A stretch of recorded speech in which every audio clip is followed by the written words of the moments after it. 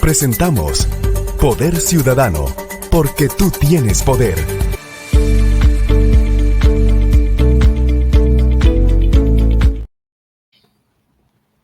No hay nada mejor que el poder ciudadano que el voto a la democracia. El voto es donde usted, amigo televidente, usted, amigo oyente de la emisora 88.9, usted tiene el control del destino de este país. Es importante entender los cambios radicales que han venido después de esta pandemia y el cambio social y el cambio de perspectiva sobre nuestros gobernantes. Y por eso está este programa Poder Ciudadano, para conocer a cada uno de las personas que desean liderar este país. Y yo tengo que decir públicamente que estoy muy sorprendido y de manera grata, porque hay un tema que se ha debatido mucho sobre el tema del candidato independiente. Es un tema que se ha debatido mucho, es un tema en donde se ha tratado de buscar la opción de personas que no tengan nada que ver con un partido político, estén en este proceso electoral. Pero indudablemente cuando hay una persona que aparte de eso es una dama profesional y ha logrado escalar todo lo que ha escalado en este tema, nos sorprende y queremos saber cómo lo ha hecho, cuáles son sus propuestas y por qué considera que el pueblo panameño está apoyando todo lo que está realizando. Y este programa tiene la grata presentación de una dama que, repito, amigo televidente, yo soy honesto con lo que hago. Yo no conozco a la licenciada Maribel, le escribo indicando que deseaba una entrevista y automáticamente, amigo televidente, automáticamente me dijeron sí, como no, no te preocupes, ahí vamos a estar. Y creo que es una parte importante, por eso entendemos por qué está aumentando en todas las personas que la están apoyando, porque cuando tú no tienes temor de hablar y explicar lo que estás haciendo, significa que lo estás haciendo con transparencia. Pero este programa, pues, Ciudadano le da la bienvenida a esta gran y distinguida dama que está haciendo las cosas bien. Muy buenas tardes, licenciada, ¿cómo andamos? Bienvenida. Gracias por la invitación. Un saludo a todos los televidentes de Poder Ciudadano. Es importante y iniciamos con todo este proceso, cómo lo está haciendo, cómo usted está logrando que las personas calen el mensaje que usted ha desarrollado, porque nos parece importante este crecimiento que usted ha tenido y lo que todo nos indica que ya está próximamente el cierre de que usted va a ser alguna de las posibles candidatas a la presidencia de este país. Bueno, yo creo que hay que comprender como tres momentos. El primero es que Maribel Gordón no aparece en la esfera social a partir de este proceso, sino que hemos venido trabajando permanentemente con las comunidades, con las organizaciones sociales, aportando en la academia con propuestas, caminando en áreas campesinas e indígenas, trabajando en los barrios, trabajando con los profesionales, con los micro, pequeños productores, con las organizaciones sindicales, con la juventud, con la mujer. Entonces ha sido una trayectoria que no es individual, yo siempre digo que es una trayectoria colectiva. Yo me declaro una mujer de organización desde mi edad joven, desde muy joven, hemos estado en estos espacios. Yo creo que eso plantea un recorrido y un reconocimiento por parte de todos esos sectores con los cuales hemos trabajado, compartido, apoyado y propuesto soluciones. El otro proceso es un proceso que nosotros desde el primer momento insistimos que íbamos a confrontar. Y es que frente al clientelismo y la chequera, nosotros necesitábamos un proceso de dignidad que ha implicado organización, planificación, constancia y compromiso. Y yo creo que ese es un elemento fundamental para el proceso de la recolección de firmas de apoyo. Y el tercer elemento que creo que pesa sustancialmente es que hemos tenido ese interés, esa capacidad, a partir de la convivencia con los diversos sectores sociales de este país, de hacer un planteamiento concreto, un planteamiento de propuestas efectivas y un planteamiento que recoge las aspiraciones y los sueños, las expectativas y las esperanzas de los diversos sectores sociales, y ese es el plan para la vida digna. Los resultados creo que hasta la fecha son positivos, un gran respaldo por parte de las comunidades, por parte de los diversos sectores, que nos mantienen entre las 3 primeros escaños y que estamos seguras que al finalizar el proceso vamos a tener una ubicación significativa que refleja el respaldo, el compromiso hacia la población, pero también que es el resultado del trabajo y el compromiso de una población que ha venido clamando justicia y equidad y que ha sido desatendida por la partidocracia, por los gobiernos y por los sectores del poder económico. Exactamente, ¿cuál es la diferencia de su propuesta versus los otros precandidatos independientes? Bueno, yo creo que hay varios elementos. El principal, nosotros hemos señalado con fuerza y demostrado que este país demanda de un nuevo modelo de política económica. Hemos planteado que ese modelo tiene que tener como centro y eje de su realización a los seres humanos, a los seres en términos generales y propender a esa vida decorosa a la cual todos aspiramos. Hemos planteado la necesidad de colocar la vida por encima de los otros elementos del quehacer. Y en ese sentido, hemos planteado la necesidad de levantar una propuesta que tenga como centro a los sectores productivos, una real propuesta hacia los sectores productivos, agroindustria, una propuesta efectiva también que atienda de manera real, de manera concreta, las necesidades que tienen los micros y pequeños productores. Hemos planteado necesidad, además de establecer en esta combinación las fuentes de generación de empleo digno con salario justo, entender que la educación, la salud, la seguridad social, el acceso al agua, a la vivienda son derechos, caminar hacia una política de real participación, es decir, construir democracia y la necesidad del pleno respeto y goce de todos los derechos humanos. Es un sentir de la población, una población que clama que cómo es posible o cómo nos explicamos que en un país donde se genera riqueza, la pobreza aumenta, la desigualdad y la inequidad, la exclusión social, la pauperización de las condiciones de vida. Sexto país con mayor desigualdad a nivel mundial, en un país que crece a 1 y 2 tasas, a 2 dígitos. Esto es inconsistente, irresponsable por quien ha administrado la conducción y gestión del Estado y del gobierno. Usted maneja la economía perfectamente y uno de los temas que nos preocupa a todos los panameños es el rumbo de este país, tanto económico y socialmente. Y una de las cosas que está utilizando mucho, y estamos por eso el programa Poder Ciudadano, es que nos regimos mucho lo que está haciendo El Salvador, en algún momento lo que hizo Brasil, lo que está pasando en México. ¿Cómo podemos empezar a hacer estos cambios sociales en este país cuando estamos acostumbrados que nos hagan propuestas que no son reales, propuestas que no son cumplibles, y cuando ya logra el candidato estar en el puesto nos dice, ok, mira, la propuesta la vamos a tener que cambiar? Entonces la gente está agotada con estas propuestas que realmente no llenan las características necesarias o cumplen lo que realmente va a suceder. ¿Cómo usted estaría manejando este tema?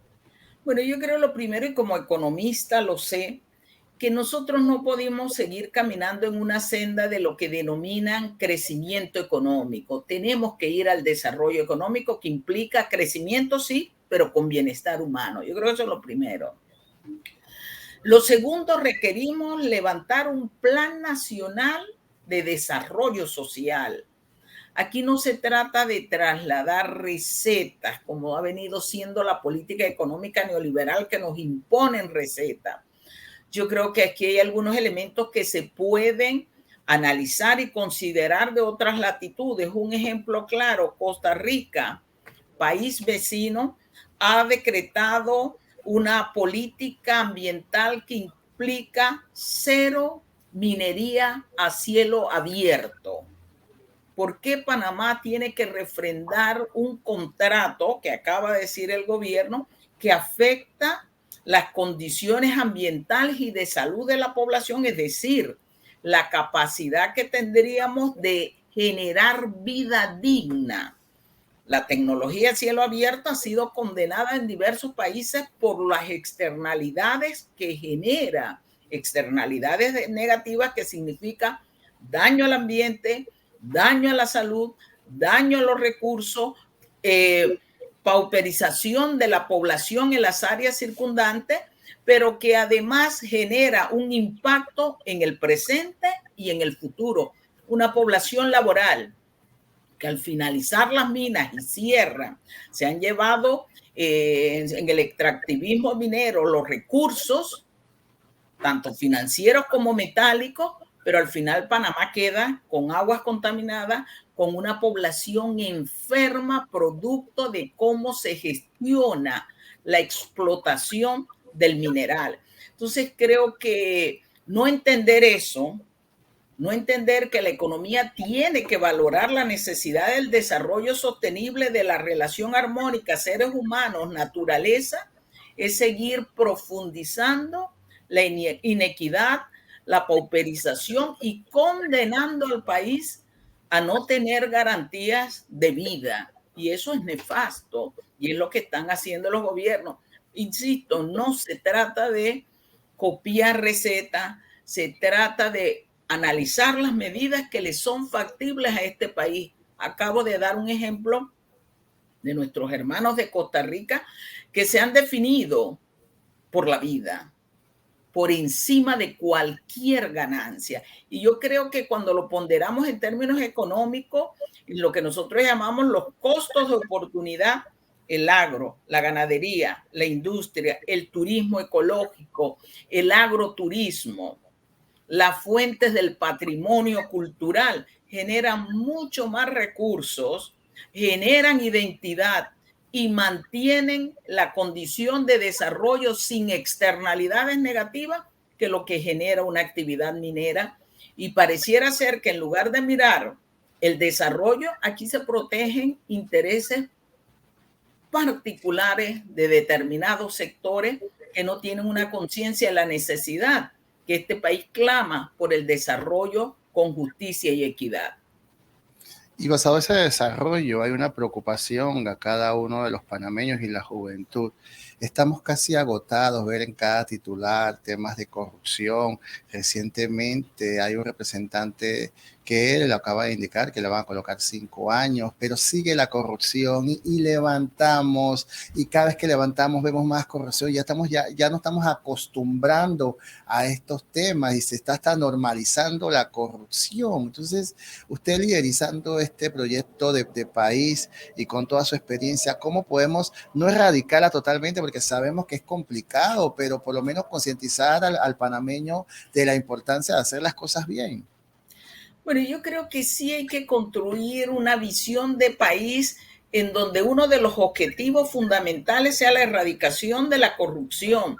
La corrupción aquí ha ido en crecimiento, se profundiza producto de que no hay certeza del castigo, de que se impone la impunidad. ¿Cuánto nos cuesta ello en términos sociales? 20% del gasto social. En términos del crecimiento económico, estamos hablando del 4% del Producto Interno Bruto. Es decir, son recursos que salen desde la estructura pública, pero no para garantizar la satisfacción de las necesidades fundamentales de vida.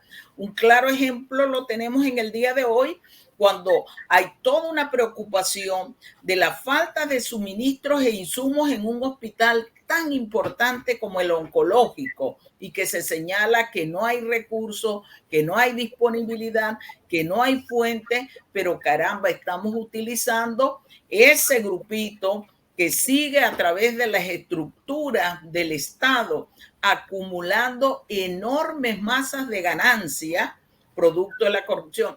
Yo creo que hay que dar certezas al castigo. Y esto tiene un mecanismo muy claro. Hay que investigar, juzgar, condenar y que devuelvan lo robado. Ese es el planteamiento que yo creo que tenemos que comenzar a generar para poder resolver el tema de la corrupción en este país.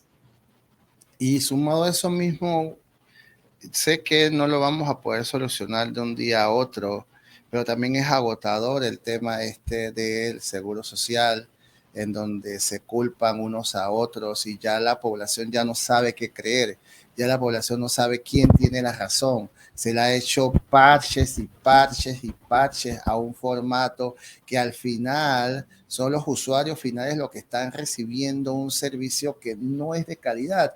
Y lo que es más complicado, que esta juventud no entiende qué está sucediendo, no entiende cómo una institución como el Seguro Social y ahora el tema del oncológico que usted nos explica, que es sumamente delicado, ¿no? Que hay presupuestos para otras cosas, pero no el oncológico, que ha crecido y se ha dado. ¿Cómo podemos intentar por lo menos sanear este formato, este pensamiento y que podamos, o sea, recientemente tuvo el tema de los medicamentos, que los precios, de repente este tema se apagó, ya ese tema ya no se toca, ahora el tema es del oncológico y nos llevamos con un sistema de salud que va brincando, va dando tumbos en tumbos y la ciudadanía se siente la verdad que agobiada de escuchar estos temas, que no hay una solución final para estos casos.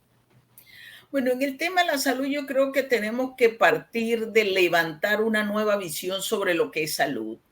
El problema fundamental que tenemos es que en Panamá la proyección de la salud está en función de la salud curativa, porque es allí donde está el negocio, medicamentos caros, los centros hospitalarios privados con costos altísimos, allí está el negocio. Nosotros tenemos que caminar hacia una salud preventiva que tiene menores consecuencias desde el punto de vista financiero, pero que también tiene menor impacto negativo sobre la salud y la calidad de vida de la mayoría de los panameños y las panameñas. Yo creo que eso es el primer elemento. Un elemento central en el tema de la salud es entender que la salud es un derecho.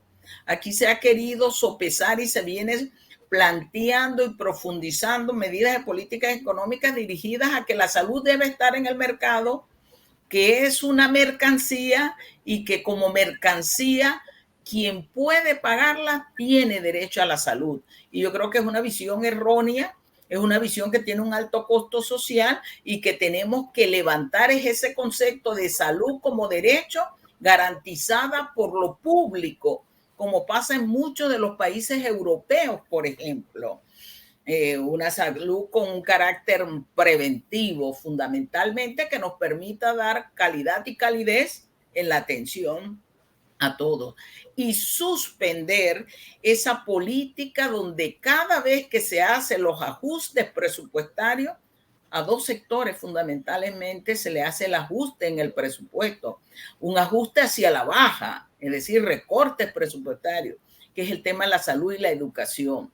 Y en el tema de la seguridad social y sobre todo en el tema del programa de invalidez, vejez y muerte, yo creo que hay que romper con ese círculo vicioso que se nos ha venido instalando, denominado a través de los procesos de paramétricas.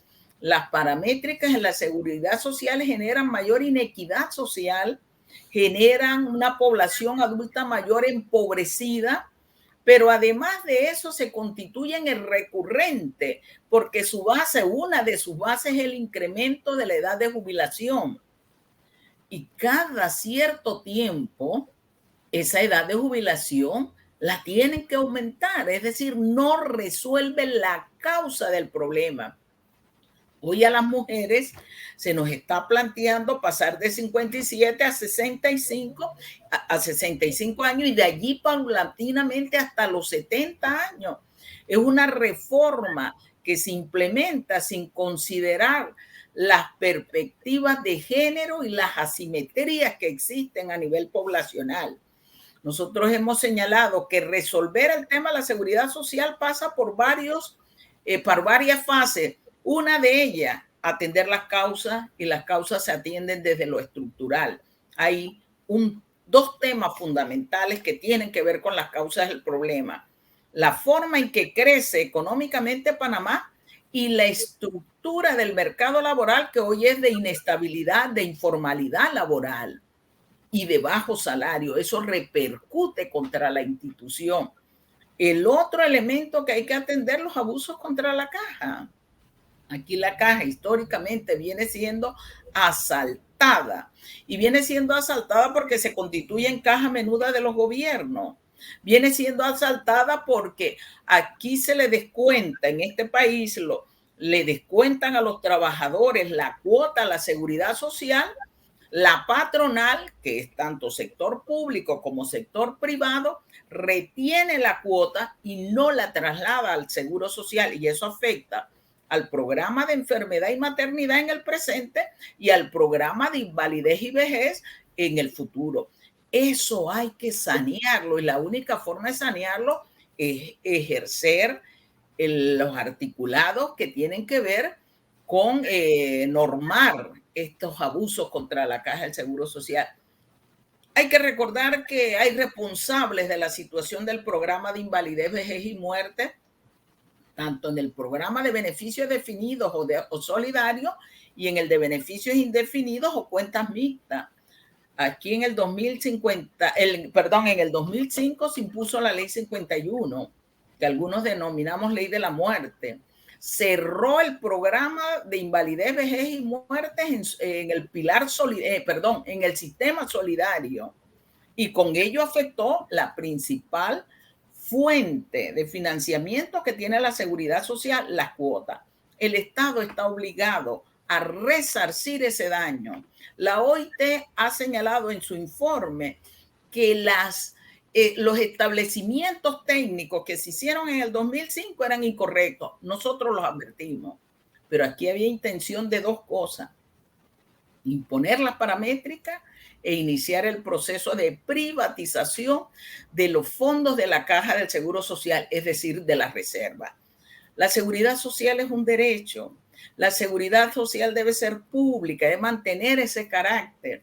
Pero además hay que recordar que la seguridad social es una de las formas de redistribución de los ingresos en cualquier país del mundo. Y eso es lo que tenemos que comprender.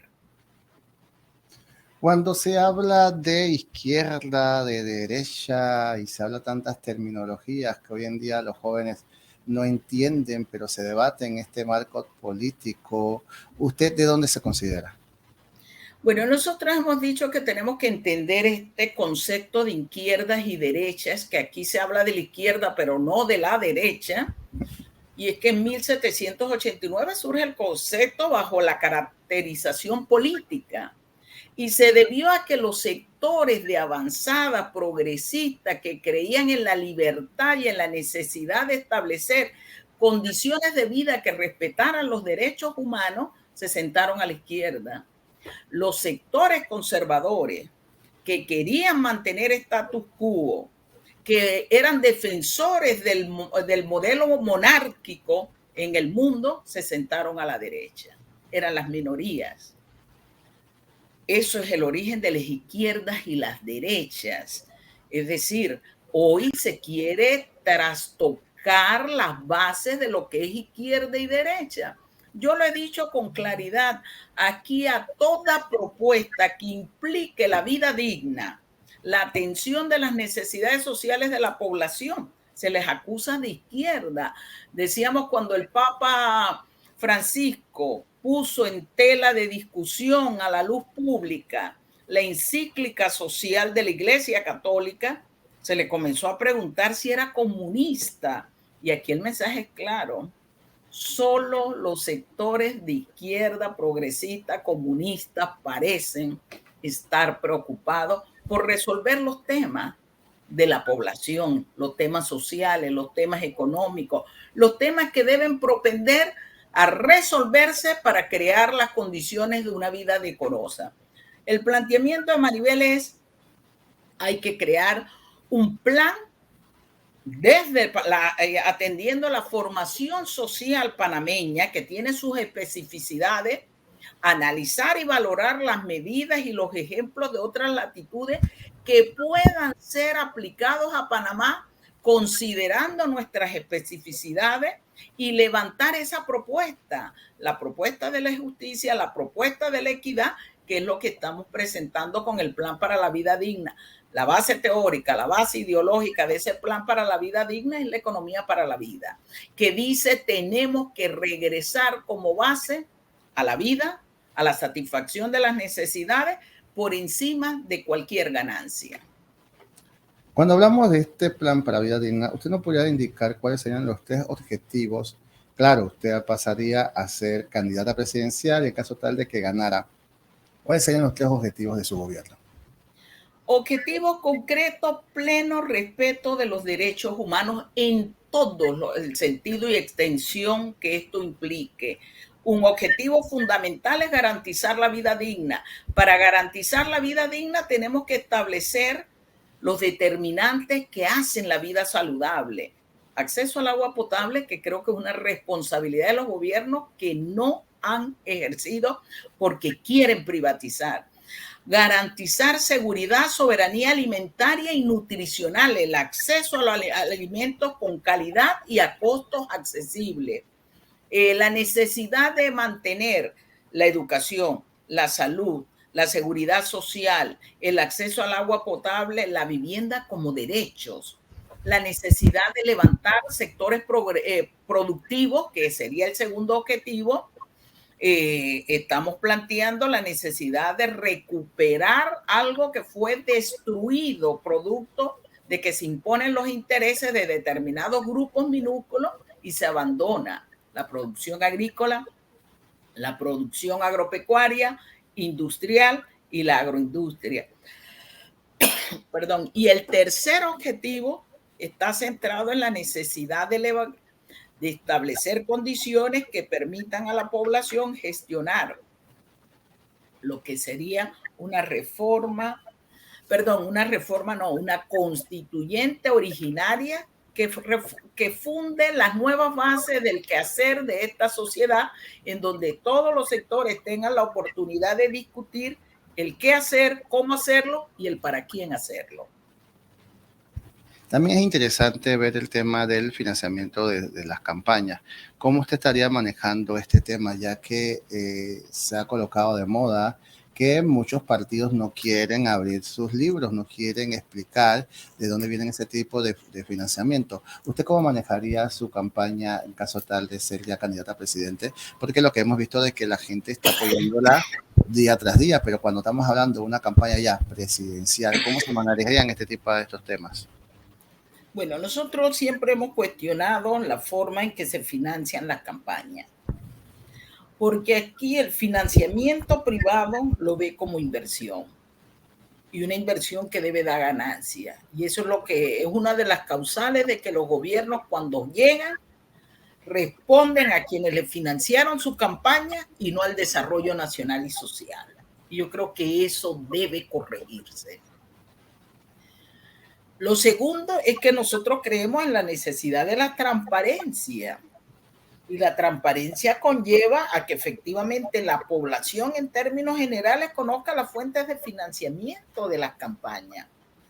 Pero más allá de eso, nosotros lo que hemos planteado es que en el tema financiero hay que acabar con todos los procesos y puertas que permiten el clientelismo político.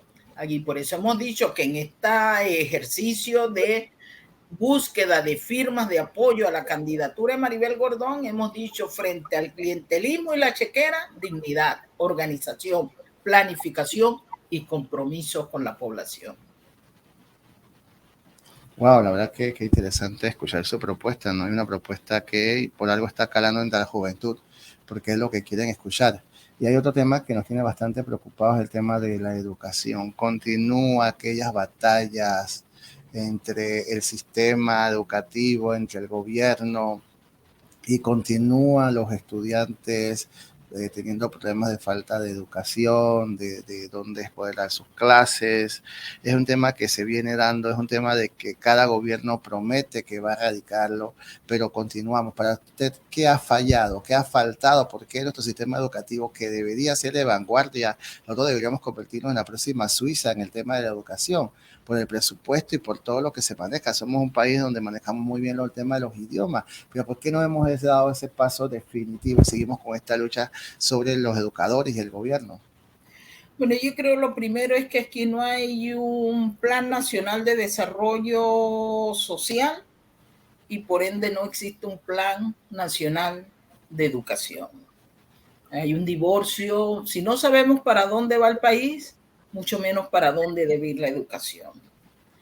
A partir de la década del 80, donde se plantea la educación como mercancía también y la privatización de la misma, hemos comenzado a vivir un periodo de derrumbe y de descrédito de la educación pública.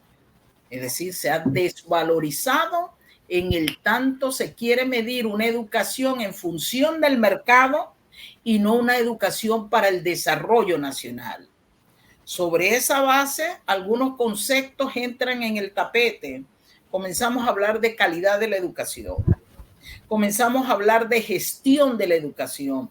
Comienza a hablarse de la eficacia, de la eficiencia de la educación. Todos ellos enmarcados en rentabilidad financiera, no en rentabilidad social. Yo creo que ahí tenemos que ordenar esos procesos. Esos procesos han dado pie a que efectivamente ningún gobierno ha cumplido el precepto de la Ley Orgánica de Educación que establece la necesidad de un 6% como mínimo para la educación. Y he dicho que los primeros recortes que se le hacen al presupuesto público generalmente son en materia de educación y en materia de salud.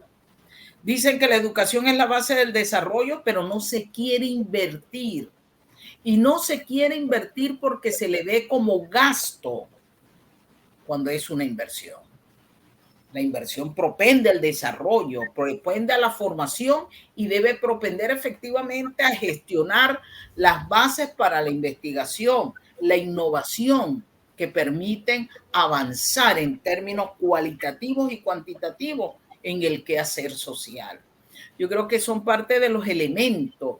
Y cuando se dice que la educación pública no es eficiente, nosotros decimos, caramba, la educación hay que medirla en términos de la eficacia. La eficacia siempre es alcance de objetivos y el objetivo debe ser el desarrollo nacional y social, no en términos de costo-beneficio.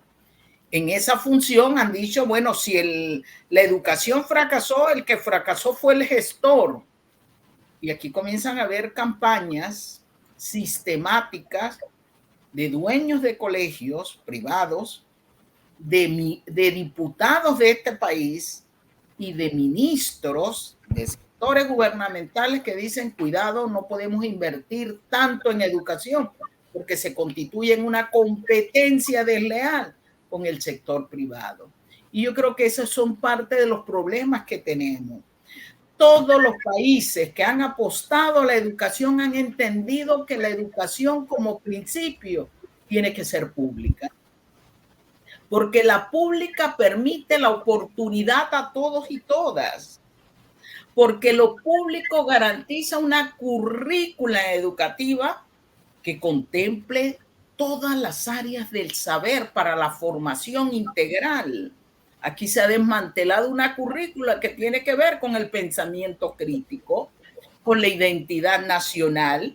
Entonces, frente a esos elementos, yo creo que hay que hacer efectivamente un debate amplio, un debate que nos lleve a la necesidad de establecer las condiciones que hacen a la educación como el mecanismo efectivo de trabajo, el mecanismo de desarrollo y el mecanismo que tiene que ver con propender a una vida futura que nos garantice el bienestar social.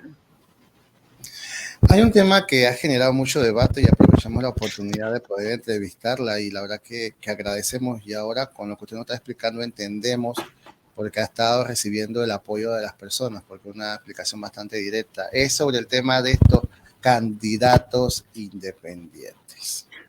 Es un tema que la verdad que que yo trato cuando tengo jóvenes que me hacen la consulta y me dicen, profesor, explíquenos bien este tema de los candidatos independientes y mucho más en el tema de los candidatos independientes, precandidatos a la presidencia.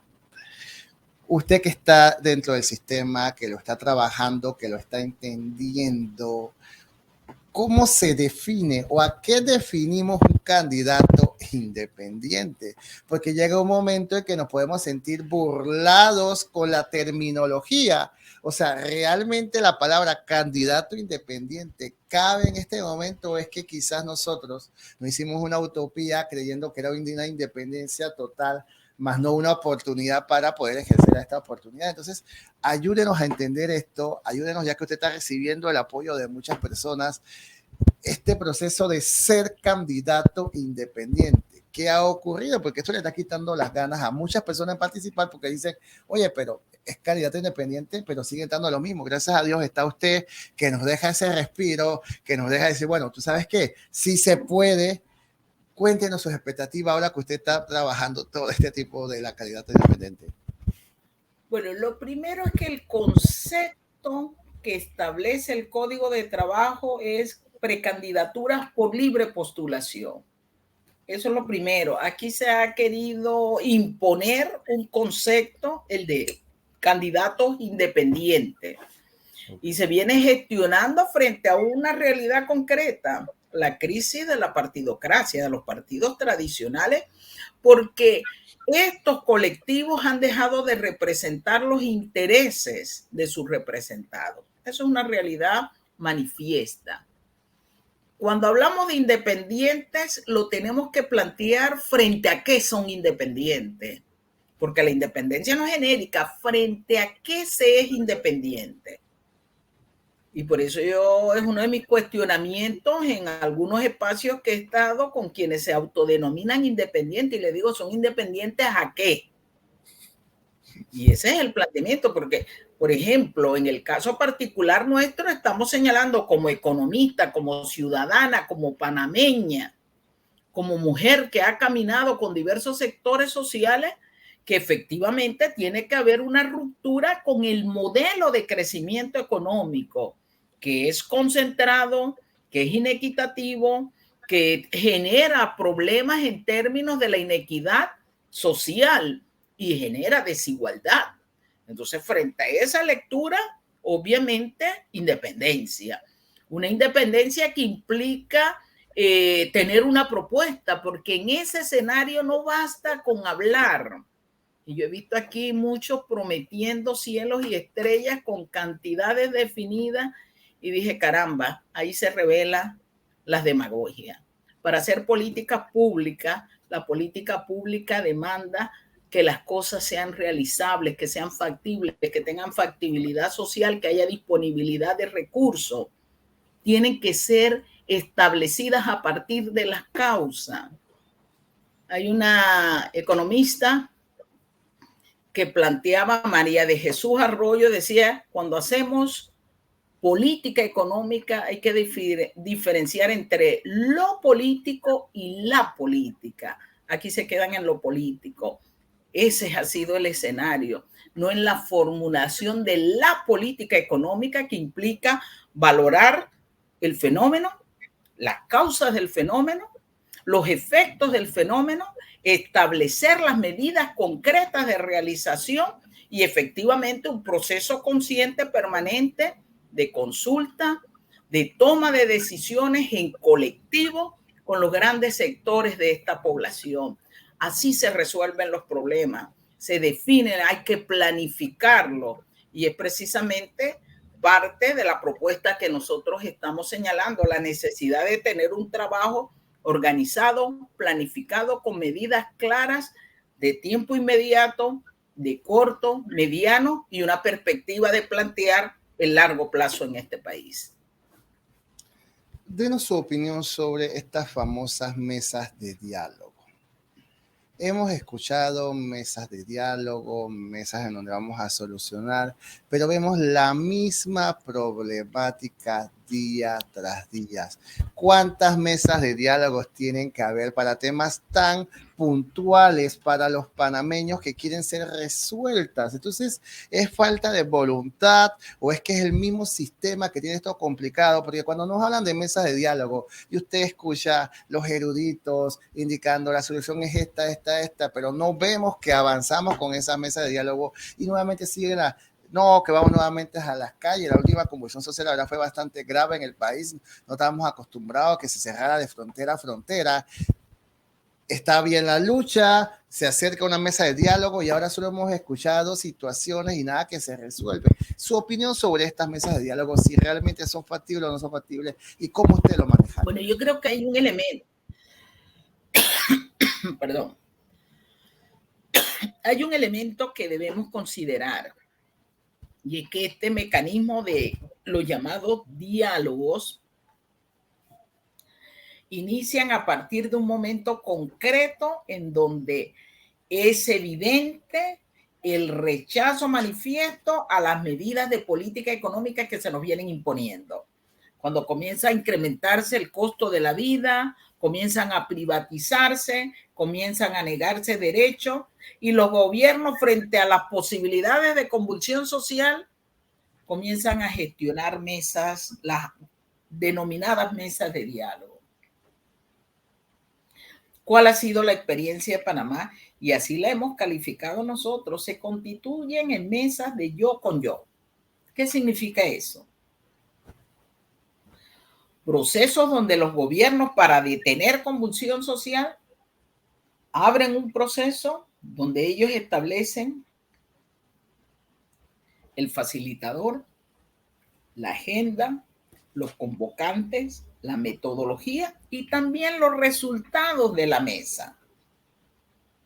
Y ha sido un proceso histórico que se ha venido desarrollando y que sí tengo que señalar que en este gobierno yo creo que se llegó al récord Guinness de ser el que menos ha cumplido los acuerdos después de la mesa. Eso es una realidad concreta. ¿Qué pasó el año pasado? Una población hastiada, pauperizada, marginada, excluida, que ve cómo su calidad de vida se va deteriorando y las posibilidades de satisfacer sus necesidades básicas se van haciendo nulas. Incrementos vertiginosos de el precio de los alimentos, de los medicamentos, del combustible, versus una realidad de corrupción y opulencia de unos cuantos. Yo creo que eso explica la dinámica que se desarrolló. Tiene algunos elementos distintos ese proceso. Más de un mes de movilización que obligan, esta vez obligan al gobierno a abrir un espacio que trataron de fraccionar y manipular. Y hay que recordar que son las organizaciones sociales, es una de las organizaciones sociales lo que dice no. O nos sientan a todos o no vamos, porque no vamos a permitir la división cuando los problemas son comunes. Pero además plantean otros elementos y uno de esos elementos es el facilitador, la metodología y la agenda deben de ser analizadas y discutidas, no impuestas. Y allí, en ese momento, aunque después toma otra posición, hay que señalar que la Iglesia Católica hace una reflexión en el marco de la encíclica social y decide participar como ese facilitador, ese mediador, con una metodología distinta. Pero también hubo otro elemento importante, y es que por primera vez el debate es de cara al pueblo. El gobierno, en una actitud de desconocimiento de la realidad nacional y de los intereses sociales, se sienta, pero en función de imponer o mantener lo que ya estaba siendo rechazado. Se logran, sin embargo, algunos acuerdos en materia de 71 productos de la canasta de alimentos, en términos de algunas condiciones para una redefinición del tema de medicamentos, de la propuesta del 6% para el producto, del Producto Interno Bruto para educación, sobre el precio de la gasolina, sobre el tema energético, sobre el tema de la corrupción y el tema de la seguridad social. Pero el gobierno una vez más decide desconocer los acuerdos. Y efectivamente eso es lo que ha señalado diversas organizaciones del movimiento social que dicen, bueno, al parecer solo, no es que a la gente le guste estar trancando las calles, es que los gobiernos, al no atender las necesidades sociales, esa es la salida que ven como única salida, como última salida, la población. Yo creo que tenemos que detener esos tipos de procesos, que los diálogos deben ser diálogos reales, que deben estar representados los diversos sectores sociales, que debemos establecer una propuesta que permita caminar, y en esa lógica de que permita caminar, los esquemas internacionales dicen donde hay desigualdad hay que construir equidad. Y eso fue lo que se hizo, intentó hacer en el periodo anterior, y por eso los sectores que estaban sentados fueron los sectores que nunca han sido considerados en las mesas de diálogo. Las mesas de diálogo siempre han sido de dos patas, sector gubernamental y sector empresarial, históricamente. Y es uno del antes de la Mesa Única de Penonomé y el después de la Mesa Única de Penonomé. Yo creo que la población demostró que estaba ávida de debates reales, donde se expusieran las visiones que hay y las soluciones a los problemas, porque aquí ha existido un discurso permanente de que es que no hay propuesta. Propuestas sí hay, factibles, sustentadas técnicamente, pero que han sido ignoradas por los gobiernos. Y en ese sentido yo he estado señalando, he sido parte de esos equipos que han construido estas otras propuestas, las propuestas que miran a la mayoría, que miran al desarrollo nacional y social, y por ende un gobierno nuestro estaría en esa lógica, en la lógica de caminar al desarrollo nacional y social, a la equidad, a la justicia, a la democracia, al respeto pleno de los derechos humanos. Y yo señalo, allí caben todos los que quieran un país en equidad, en igualdad, un país próspero. La verdad que hemos tenido una conversación muy grata con usted porque nos está dando luces de lo que tenemos que hacer y bastante directo, licenciada Gordón, pero hay un tema que es también muy bonito, que estamos notando que las damas profesionales en este país están entrando directamente a la política y usted está siendo candidata a la presidencia de este país. ¿Cuál usted considera que ha sido este impulso en donde las damas de este país han decidido, tú sabes qué, mira, nosotros vamos a tomar el rumbo de este país? Bueno, yo creo que hay varias cosas. Uno, la mujer ha tenido un proceso de organización y maduración. Y nos hemos percatado que efectivamente la estructura social no está dirigida a que la mujer pueda hacer sus aportes, pueda establecer sus propuestas, y que hay una necesidad, sí, de establecer una relación directa, y eso se hace a través de la participación. Maribel Gordón ha dicho que no basta con la característica de ser mujer, a pesar que reconozco que el movimiento de mujeres o las organizaciones de mujeres en su mayoría nos han estado respaldando porque conocen nuestra trayectoria. Hay que ser mujer, pero hay que tener una propuesta de nación y de sociedad. Y yo creo que ahí está la diferencia entre Maribel y otras. Tenemos una visión integral, una posibilidad de impulsar este proyecto de bienestar humano, de bienestar social, de respeto de los derechos humanos, y en ese sentido hemos caminado haciéndonos eco de ese llamamiento que ha hecho, y tengo que reconocerlo, las mujeres de este país, mujeres trabajadoras, mujeres profesionales, mujeres con valentía, que han estado en la lucha, en las calles, exigiendo precisamente el pleno respeto y que las políticas económicas tengan una visión también de género. Alguien me preguntaba en algún momento por cómo resolver los problemas, porque dicen a las mujeres, le dicen que sí, al final no. Yo digo, comencemos por algo. El presupuesto nacional tiene que tener perspectiva de género.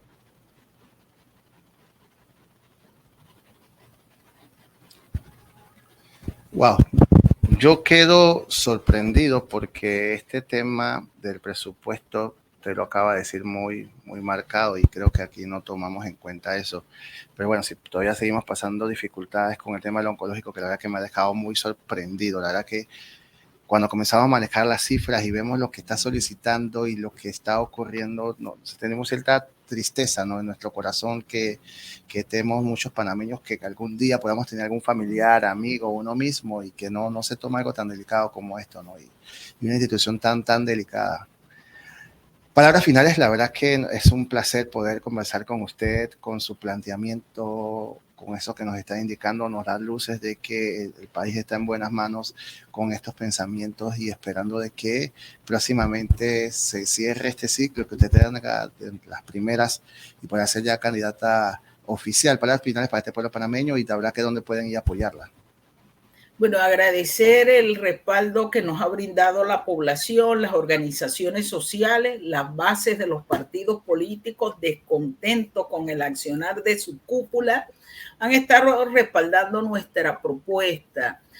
Hoy nos encontramos con más de 130,000 firmas, mucho más de las que tienen algunos partidos políticos.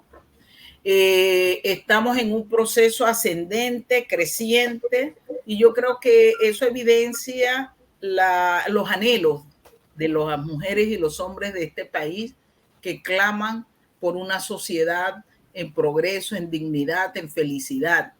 Estamos en puntos de referencia, pueden hacer su contribución en términos de la firma de apoyo hasta el día 30 de julio a las 5 de la tarde en las oficinas del tribunal, en la plataforma Tribunal Contigo, en los puestos donde nosotros estamos, en diversos puestos de recorrido de la población, donde estamos con nuestras apps.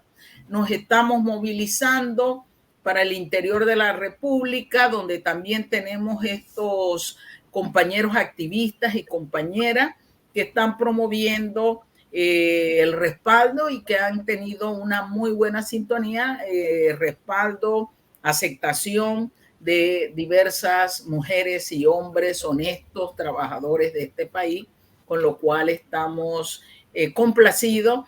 Y el compromiso de Maribel Gordón, que no es un compromiso individual, sino un compromiso colectivo, seguimos luchando y tenemos nuestro planteamiento que frente a la adversidad hay que construir la esperanza, hay que construir la felicidad, y por eso planteamos el pensamiento de Diana Morán, poetisa, educadora panameña, que nos dijo que teníamos que ser tercos, tercas, terquísimos, y lo vamos a hacer hasta transformar esta sociedad en la sociedad de justicia, de equidad, de felicidad, de propensión a la vida decorosa, de pleno derechos humanos garantizados, de democracia.